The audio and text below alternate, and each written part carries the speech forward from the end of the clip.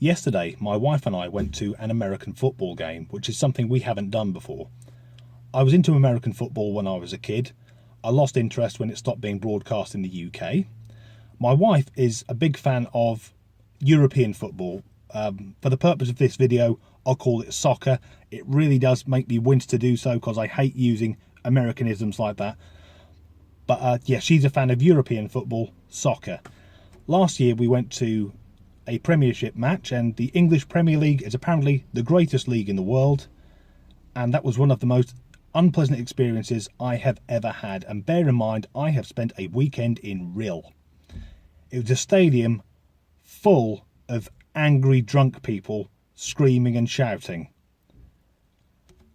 I don't dislike soccer, I despise soccer. The game itself is okay, but two things I really don't like are the people who play it and the fanatical people who watch it. The players generally seem to be mentally disadvantaged sex cases who spend their time pretending to be injured, falling over, spitting, swearing, setting a bad example, and then occasionally go out for a quick gang rape. The fanatical football fans are the dullest people on the face of God's fucking earth. These are people with no social skills, so they have to fill a massive gaping hole in their life with football. It's all they think about, it's all they talk about. I remember a few years ago, I was in a pub and a guy I'd never met said to me, "Which team do you support?" And I said, "I'm not really into football, mate." And he stopped and went, "Are you a puff?" Because in his moronic, homophobic, racist little mind, the only way that a man could not be into football would be if he was a screaming homosexual. Incidentally, all those fanatical football fans, you spend a lot of your time thinking about young men running around in shorts. So going to an American football match, what was that going to be like? Well, we parked the car up, which was free, and as we were walking to the ground, someone said, "Who do you support?" And the match was between the Crewe Railroaders, who were at home, and the Staffordshire Surge, who we were there to support. And we said, "Oh, Staffordshire."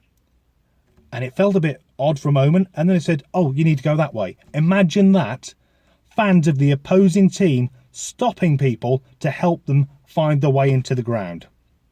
And when we actually got there, there's no segregation.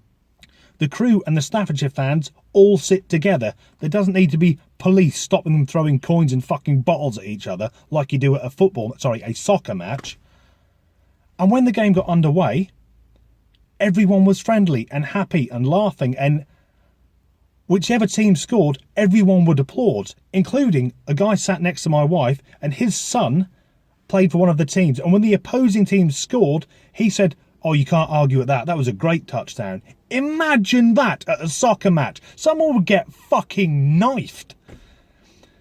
And then after the game had finished, the players all shook hands like gentlemen. They thanked the referee, they thanked the opposing team, and they thanked the crowd. Again, at a soccer match, the losing team fans go home to beat their fucking wives up. Oddly, it appears the Americans are now teaching the English how to be civilised.